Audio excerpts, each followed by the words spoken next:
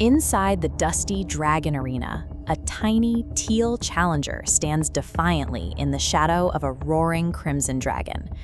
This match ends in the result that defies logic. The house cat-sized underdog actually defeats the undefeated giant. This spectacle on the sand reflects a shift in production. Lone Lion decided the battle behind the screen was as significant as the one in the arena. The compelling underdog story here is the experimental, constraint-driven production method used to bring this dragon to life. Digital creation comes with a specific trap.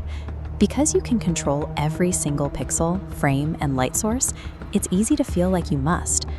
Lone Lion's previous projects, like Kingsley Planned and Meticulous A to Step Z shuts tight, it can become a cage that dictates the final product.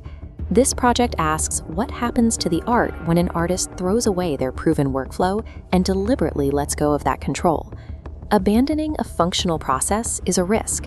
It's an attempt to see if the pursuit of absolute control actually limits the scope of the final work. For The Last Teal Dragon, Lone Lion introduced radical limitation as a creative methodology.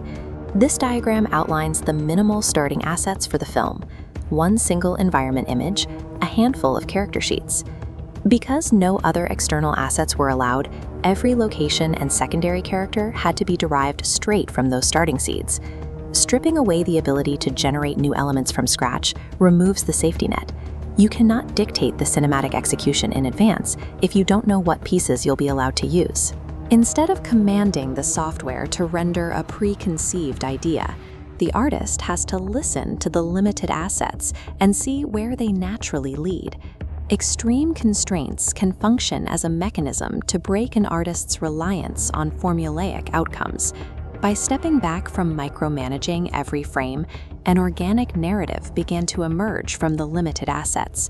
Specific story beats surfaced on their own. Milo survives the arena only to be caught in a sudden storm, leading to a desperate escape. Out of this struggle, an emotional core manifested. A human boy rescues the dragon, creating a story of two orphans finding each other in the chaos. The core sentiment, growing up was never meant to be easy, grounds the final film. It's a realization shared by the character on screen and the artist navigating a new process. This emotional weight surfaced during the experiment. The lack of a safety net pushed the storytelling toward these specific, raw moments. The choice to embrace a lack of control provided the vehicle required to bring Milo's story into existence. This experiment suggests that a perfect, universal workflow is a myth. Every project demands its own unique process. It requires an open-handed approach to creation. Some stories are simply meant to walk beside an artist for a little while before finding their own way home. Minimalist constraints aren't necessarily about increasing production speed or making the work easier.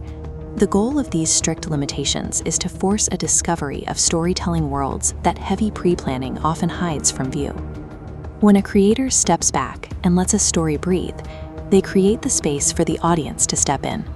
And that leaves us with the mystery of what happens to Milo after the ending.